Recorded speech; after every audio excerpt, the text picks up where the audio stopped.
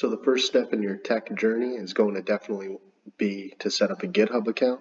So that's what I'm going to cover in this video. Welcome to right-click run, and let's get started. So the first thing you're going to want to do is go to github.com, and we're going to go ahead and select sign up.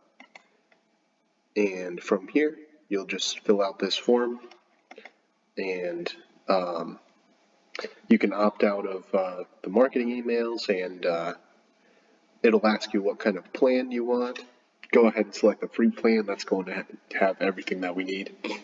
And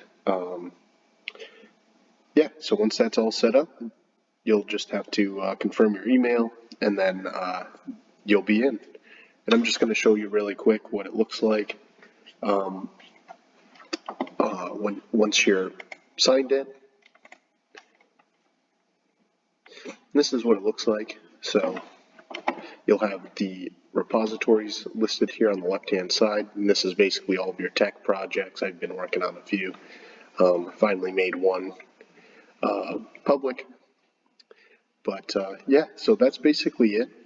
There's some other things on this page. I'm not super familiar with it. Like I'm saying, I'm pretty new to all of this too. I just kind of learned to use GitHub about a month ago or so, and yeah, that's basically it. So now you're all set up with GitHub, and the next step is to learn how to create repositories. And I'm also going to go over GitHub Desktop, because that's been the way that I've interacted with GitHub the most since I've set this up. It seems to kind of be the bread and butter.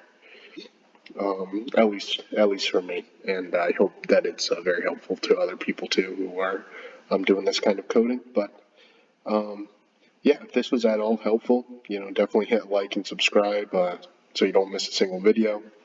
And yeah, this is Right Click Run. Peace.